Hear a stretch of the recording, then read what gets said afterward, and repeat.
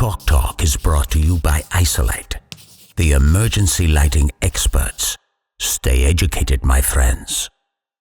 If DJ Matty Birdman can't get you fired up to talk about BAA compliance and inverter breakers, I'm not really sure what can. Good morning, everybody. I am DJ Matty Birdman, aka Matt Bird in my formal life, Eastern Regional Manager, along with our co-host Greg Keel, our Western Regional Sales Manager. Teased a little bit about what today is BAA TAA compliance, some exciting news on that front for us, as well as breakers on inverters, when we need them, when we don't, maybe when to consider them. As always, our wonderful host for our Chalk Talks is Evan Ackman. So, Evan, the floor is yours. I'm starting to feel bad that I don't have a cool DJ name as well. Maybe the audience can participate and come up with some cool names for old DJ Blinken here, and we'll see where it goes. As Matt mentioned, we're kind of doing a two-part Chalk Talk today. The reason for that is because neither one of these topics alone really makes up an entire Chalk Talk, but both of them are important and we wanted to cover it. First and foremost, we want to touch on BAA and TAA. We sent out an email, oh boy, probably 3 or 4 weeks ago at this point, announcing that we have a large number of compliant products. I wanted to just sort of review that live, make sure everyone understands what BAA is, what TAA is, what the products are that meet those various standards. And then I also want to address the elephant in the room, which is BABA. So we'll do that quickly at the onset, and then we'll move over to the conversation about breakers. This is actually directly in response to a question that was asked after one of the Chalk Talks a few months ago. I think someone just posed the very open-ended question, why breakers?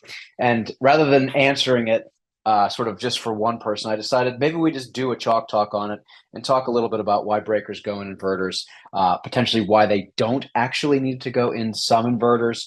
We'll do a quick rundown of the types and options. We'll talk a little bit about custom breakers. We don't really ever talk about them, but it is something that's fairly common for us. And at the end, we'll go over some of the materials that we've prepared for both of these topics so that you guys have everything you need to go back and reference what we've covered here today. Now, as I mentioned, first and foremost, we're talking about the Buy American Act, not to be confused with the very similarly named Buy America Act. The N is doing a lot of work there. Buy America with no end is related to like rail cars and railroads and things. So that's not really relevant for what we're doing. But the Buy American Act really covers federal procurement contracts, and that's federal agencies buying materials for their own usage. The CIA buying materials for a new CIA headquarters would be something that would fall under the Buy American Act. And as you probably would expect, it gives a lot of preference for domestic end products during construction. There's a lot of things that are a part of a construction project, and so they break it down really into two different things. For products that are, let's just say, like custom or built to order, potentially like the I-beams that would go into a bridge or across a large span in a building.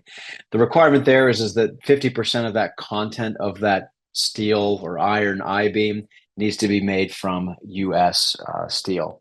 The other thing that could happen is for commercially off-the-shelf goods, things that aren't custom for a job. They're called commercially available off-the-shelf items. Those need to be manufactured, which is really a significant change needs to occur within the United States.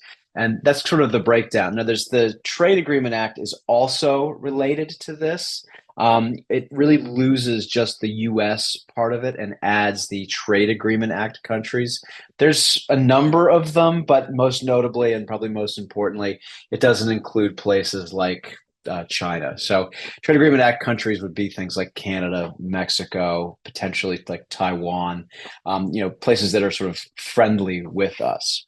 And that's all well and good because what we do is we manufacture products that are commercially off-the-shelf goods in the United States. And so if you look at the email and this slide you have right in front of you, what you're going to see is the BAA compliant products are many. It really covers most of our specification grade, industrial grade products, most of our inverters, including some of the non-electric products we have. It's really quite a comprehensive list of products that can actually meet BAA and TAA. For our purposes, if it meets BAA, it certainly meets TAA in all of those cases.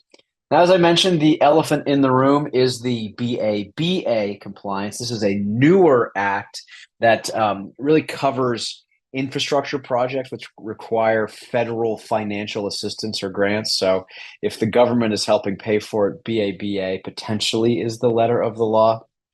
The thing that this notably does is it removes the manufactured portion of the requirement and just says is that the raw materials that go into a product have to be at least 55% domestically sourced. So it doesn't have that same allowance for products that are manufactured in the US, but potentially with foreign source subcomponents. Said differently, the giant manufacturing facility that's sitting right behind me with 100 people putting this stuff together doesn't actually count as it relates to BABA. It's a lot harder to make or meet BABA compliance. There are a lot of exemptions and waivers. And I guess rather than me just saying no, basically my stance is we can't make a blanket statement in this instance. We can't do the same thing that we've done for BAA, but there are waivers and exemptions. And so please reach out to us if you do have an opportunity. We can work through that and see if there is an opportunity for us to get to yes on those jobs. Pragmatically, we've been somewhat successful doing that thus far, but it is a little bit trickier because of the little bit stricter compliance requirements associated with BABA. So that's segment one, right? And now we're going to do a fairly large gear shift back over to inverter breakers. And like I said, this is actually directly in response to a question that was asked after one of the Chalk Talks. And when I answered it before, I think I got 2 out of these 3 correct, but I got 2 out of 3 correct, but I forgot the third one. So these are really the 3 reasons why I could come up with why breakers and inverters are important. This is probably not the exhaustive list, but I bet you this covers 99.9% of the situations. The first and probably most obvious reason for breakers and inverters is safety. Every branch circuit in a building is going to require some sort of overcurrent protective device. Oftentimes if it's a small inverter, that's going to be upstream of the inverter and you wouldn't put a breaker inside of it. But in a lot of instances, if you're directly connecting lights to the output of a large E3 Mac or E3 Max inverter, putting the branch circuit breaker in the inverter is kind of a nice way to sort of architect the system. The other reason why you might want to do this and sort of how you might want to design your breakers inside of the product is it's for isolation and maintenance. And the reason for that is, maintaining emergency lights is a little bit tricky, right? You can't just go to the breaker panel and trip the breakers, because what's going to happen is that the lights are going to turn on, right? You're not de-energizing the emergency fixtures. There are also various requirements about how you do maintenance on emergency lights. You can't just sort of full scale bring down the entire building if you've got people in it. And so having the ability to isolate for maintenance reasons is important. More breakers means you get to sort of discretize your building up a little bit more rather than having to take offline the entire inverter and thus all emergency lighting and potentially exit signs. You can flip a breaker and just sort of go and work on one area of your building. So that isolation really helps allow you to maintain smaller groups of fixtures. And the last, and the one that I missed before, was really for functionality and control reasons. And so, if you've seen my Chalk Talks before where we talk about the system architecture, basically we say, you've got a normally on circuit, and then somewhere out you've got an ALCR really responsible for sort of controlling the lights that are a part of the zone. But you could actually do that on the breaker. So the E3 Mac and the E3 Max have breaker control options. So you can kind of integrate that ALCR functionality right into the inverter and potentially save you some space. And in some instances, some cost, although that gets a little bit tricky as you get to larger and larger inverters. So just keep that in mind. Now, that's why you would need them, but let's talk about why you would not need them. Smaller inverters don't necessarily require breakers. In fact, our E3 Mini and the E3U, they don't have any breaker options. They're protected internally by a fuse, but for the safety reasons, we basically rely on the upstream 20 amp branch circuit breaker that's feeding the lighting circuit. That's sort of the architecture of these smaller inverters. The other reason why you might elect to not put breakers inside of your larger inverter in particular is if you're going to have particularly like an E3 max. Like if you think about a big 33 kVA inverter, you're going to put that down in sub basement D, and you're probably going to have downstream panels that are going to distribute that emergency power out amongst the areas of the building. So if you have a larger inverter that's feeding like an MLO or a main breaker panel that's downstream, you wouldn't necessarily need to put the breakers inside of that large inverter. The inverter is still protected, right? It's got a feed breaker, and it also has an input breaker. So it's not going to ever be harmed, but then you would really be relying on that external sort of, furnished by others type panel for the branch circuit protection of the lighting circuits themselves. In terms of options, we have talked about these a lot, but we tend to use DIN rail based breakers. They're ABB ST200M series breakers across the line. That's true of the E3, the E3 Mac, and the E3 Max. Those breakers actually come with some options, normally on, which means you've got some downstream control, like those ALCRs, the ELCD 924. Those types of devices would be downstream. Or if you've just got an exit sign that needs to be always energized, that's your normally on breaker. That's going to be the 99.9% case, especially as you get to larger and larger systems. Normally off is very rare. In fact, we've elected to sort of not continue offering that on the E3 Max because it's not super important. The only use case I can really think of for normally off circuit breakers is if you have like a restaurant or something that has like a back door that goes out into an alley that has a floodlight that's really only used for emergency purposes. That's really a normally off circuit. I still think most cases where you have normally off, you'd probably be better served by switched. So we don't really see normally off circuits get deployed anymore. We used to have some of our concealed emergency lights utilize a normally off circuit, but everything is now capable of using a normally on circuit and then sensing the power loss on the normal circuits. And then switched, as I mentioned, is a way to integrate that ALCR functionality. So if you don't want to put an emergency lighting control device downstream, you could put that into the breaker. There's also some other things that end up happening. Things like trip alarms are available in the E3 Mac and E3 Max that can feed back to the inverter whether there has been an overcurrent event that's caused the breaker to be off in an unexpected way. The thing to keep in mind about all of these options, though, is they do have ramifications on the number of breakers you can fit into the inverter. If you look over there on the right-hand side of the screen, for example, you can see those DIN rail breakers stacked up. A normally off or switched output actually utilizes space on that DIN rail, so you're going to get less breakers in that instance. The trip alarms actually mount right next to each of the breaker. It's like mechanically connected.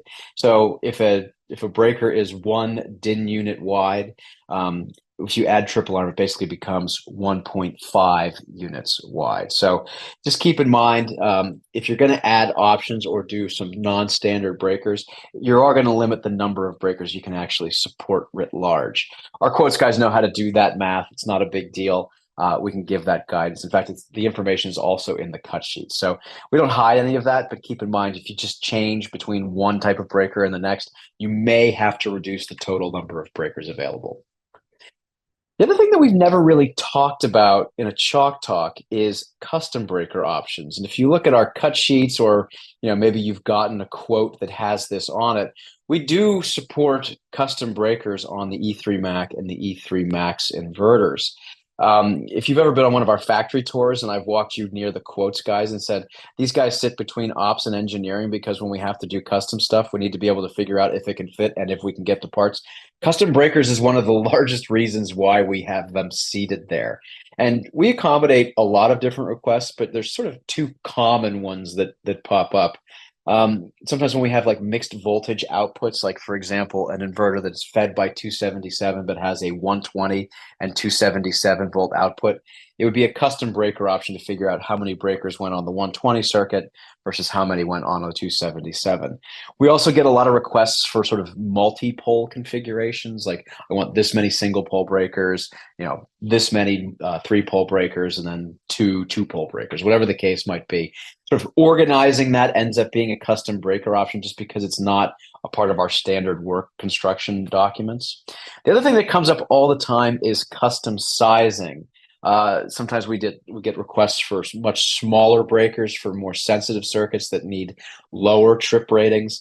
Sometimes we get requests for larger breakers, particularly if it's going to go feed a sub panel or potentially a larger, a little bit more power hungry device. And so I've actually listed the common custom size breakers that we have access to. Those are the ones that really fit in that family of breakers, but this is not exhaustive either. So if you do have something that's even a little bit more custom, even if it's not related to breakers, usually we can get to yes on those things. I put together a little cheat sheet for the end here that sort of shows what output types are available on what inverter. And then I broke it even further by products without breakers on the left-hand side, and then products with breakers on the right-hand side. The thing to call your attention to that we probably didn't make obvious enough when we launched the product line is the E3 Max doesn't support normally off or switched breakers. That's actually not for a technical reason. If you needed that, we'd be able to do it as a custom breaker option. But we think that the installation really warrants them not being used.